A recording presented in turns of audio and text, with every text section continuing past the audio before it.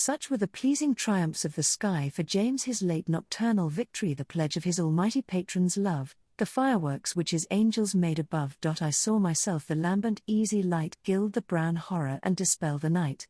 John Dryden, The Hind and the Panther, 1687. In the early modern period, throughout the 16th to 18th centuries, elaborate fireworks displays were often put on by European courts, governments, and cities to celebrate a whole host of events, religious festivals, coronations, royal weddings and birthdays, triumphs, treaties, and the bringing in of the new year. These events were celebrations and opportunities for revelry, but also an opportunity for those in power to show their might, and for this end fireworks were crucial, serving to manifest power by appearing to discipline the most dangerous of the elements and to transform nature itself. Contemporaries often commented that fireworks turned night into day and, being benign version of military pyrotechnics, transformed war into peace, or mart into arte. As well as this general demonstration of power, displays also typically featured symbolic or allegorical decorations and scenery, which were intended to present a more specific message to audiences. The figure of a lion might represent a powerful king, or the slaying of a dragon might signal the conquest of the king's enemies. As such, it was important to states to make sure that everyone understood the message of fireworks, and so artists were commissioned to engrave large prints of displays for distribution to relevant audiences. Fireworks prints became something of a genre in their own right, and were made by artists across Europe for several hundred years. They are interesting because of the diverse ways they represented very fleeting episodes, playing with time, space, and visual techniques. To commemorate pyrotechnic dramas. It might be imagined that fireworks prints are pictures made after the event looking back, but this was not the case.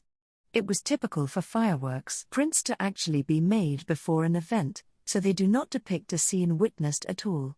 They were not a record of history but rather an anticipation of its being remembered. The remembering of fireworks served many different purposes. In Russia, for example, large fireworks engravings were published along with explanations of their allegorical content in pamphlets that were distributed to courtly audiences during a display.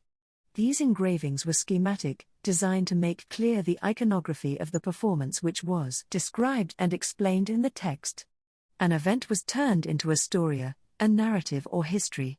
One such engraving shows a fireworks temple designed by the St. Petersburg Academy of Sciences professor of eloquence, Jacob von Stalin, and executed by the artillery officer Petr Ivanovich Milosino for the anniversary of the coronation of Empress Catherine II in June 1763. The accompanying description explained how the display centered on the island of Pallas represented in fireworks, which carried a temple, in front of which Pallas sat on a dark cloud casting out bolts of lightning. Subsequent decorations appeared, including palm trees, garlands, and the figure of the goddess Minerva holding a cornucopia. These decorations were all meant to signal the wisdom and power of the Empress Catherine and the happiness of the empire under her reign. Prints were also included in festival books in Western Europe. Images were typically large, printed on paper, or sometimes silk, and distributed either at the display or as gifts to diplomats and other courts subsequently. Prints were not intended to capture the reality of a performance, like a photograph, but to serve as well-ordered representations of official events. Fireworks prints acted as a front stage, sanitizing the messiness of the real event to leave only an idealized account. In fact, many fireworks failed, displays often witnessed accidents, sometimes quite horrible, and there were frequently mistakes. An etching by Dumont Le Roman of a fireworks shown on the Seine in Paris on the 21st of January 1730, depicted a display staged on behalf of Philip V of Spain to celebrate the birth of Louis XV's son Louis.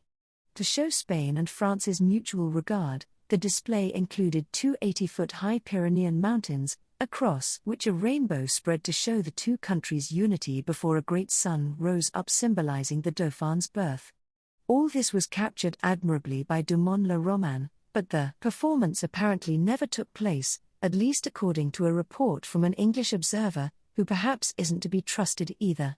This tells us the rising sun was omitted for want of time, and the rainbow, when made, was too unwieldy and unmanageable, and therefore could not appear, nor the goddess Iris. These should have been described as designed only, and not executed. In the 18th century, these official images were joined by a growing number of commodified fireworks prints, cheaply produced, smaller, and, in the case of vue d'optique, prints, designed for consumption in the home. In the latter, color and pattern begin to become more important than any desire to record or commemorate an event. Here aesthetics begin to be disassociated from content, a form of abstraction which fireworks, with their explosions and patterns, were well suited to. Simultaneously, other images sought out more reality in fireworks art, in journalistic illustrations and satires. Official prints appeared in 1749 advertising the splendid classical temple erected in Green Park as a stage for setting off fireworks to celebrate the Peace of Aix-la-Chapelle. But the Times newspaper showed what really happened on the night, when a wing of the temple accidentally caught fire and burned to the ground. Such an image, countering the court and government's vision of events, would have been unthinkable in France or Russia at this time. It anticipates the uses of art later in the century to promote more urgent issues such as the abolition of slavery. In all cases, pictures of fireworks were always conventionalized images using a wide repertoire of visual techniques to create the impression of a pyrotechnic performance. The art historian Kevin Solotino has explored many of these conventions in his book, Incendiary Art, 1997, published by the Getty Museum in Los Angeles. They ranged from a host of techniques for depicting fire to the bold and apparently random colors used to brighten up perspective views. It should be said that fireworks prints were also very unconventional. They rarely followed a pattern in their overall design, and different artists emphasized different elements of displays: the pyrotechnics, the labor, the architecture, the audience, often with a politics lying behind those decisions. In Russia, for example, images of fireworks very rarely depicted any of the artillerists who set them off, perhaps because the artists who made the images were in competition with them for credit in realizing displays. Despite the great variety evident in fireworks prints, artists always seem to have sought to reveal fireworks to their audience in some way, making accessible an otherwise fleeting and obscure experience. One convention in this regard, as Solotino mentions, is that the engravings rarely showed smoke, or made it into a backdrop for more prominent fiery effects. An exception is a representation of the fireworks in St. James's Square on the joyful occasion of His Majesty's glorious success in taking of Nama Sept. 1695, in which the engraver Bernard Lenz II shows smoke billowing from barrels of gunpowder.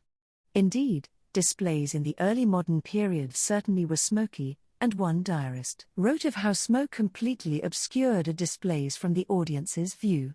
But it was more common for a print to show no smoke, or to make it nothing more than a minor decorative feature of the composition. Painters interested in the sublime, however, might make smoke part of the sublimity of the scene they wish to capture, as in Paul Sandby's 1769 painting, Windsor Castle from Datchet Lane on a rejoicing night. To capture smoke might imply the representation of a moment in time in a display, and fireworks images dealt variously with the issue of representing time visually. Most commonly, artists and engravers created a single image capturing a significant moment in a pyrotechnic performance. An image of fireworks on the Seine in front of the Louvre in 1628 by Morel, celebrating the siege of La Rochelle, showed the moment when Perseus, Louis XIII, attacked a sea monster, representing Protestantism, to save Andromeda, Catholicism, tied to a rock, La Rochelle. The same approach was used later in the 18th century, when fireworks might be staged in several acts. One act might be chosen to be represented in a print, or a significant moment in each depicted. Only rarely did artists try to capture the passage of time in displays, with a few notable exceptions. For a festival book in honor of the election of Ferdinand III as Holy Roman Emperor in February 1637 in Rome, Claude Lorraine produced a sequence of 13 images showing fireworks in which each image showed a different stage of the display. One artificial edifice burned down or exploded to reveal another inside, before finally revealing a statue of the King of the Romans. Lorraine's choice to do this probably reflected the nature of the performance itself, staged as a series of revelations. This was quite a common feature of fireworks displays, but it was not common to use serial images to record them. The early modern artists who made fireworks prints used many different techniques to capture the passing of time, the explosive effects of pyrotechnics, and the complex iconography of fireworks displays. Their work presents a remarkable ingenuity in developing so many different solutions to difficult problems of representation. This was in part owing to the peculiar demands of the fireworks print, made before the event, and depicting something which destroyed itself in a matter of minutes or even seconds.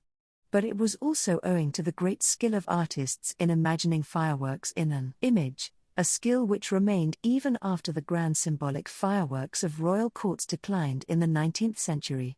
James McNeill Whistler, for example, in his Nocturne in Black and Gold, 1875, developed a very different solution to the problem of capturing fireworks in an image.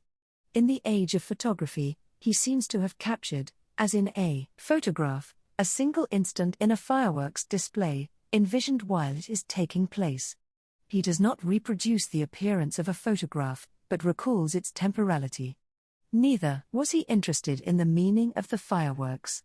There is no symbolic content here to explain, and the smoke stands all around the image instead of being parted to reveal the fireworks more clearly. There was no demand on Whistler to commemorate the state or the king, and his image is really a commemoration of the firework itself, its colors, textures, and dynamic movements. No wonder then that fireworks came to be seen as exemplary of abstraction in the 20th century. The critic Theodore Adorno reckoned fireworks were the other of the empirical world, being a script that flashes up, vanishes, and indeed cannot be read for its meaning. This might have been true for Whistler and fireworks in Adorno's time, but it was precisely to capture meaning and manifest it dramatically that fireworks had been used and recorded in images for several centuries previously.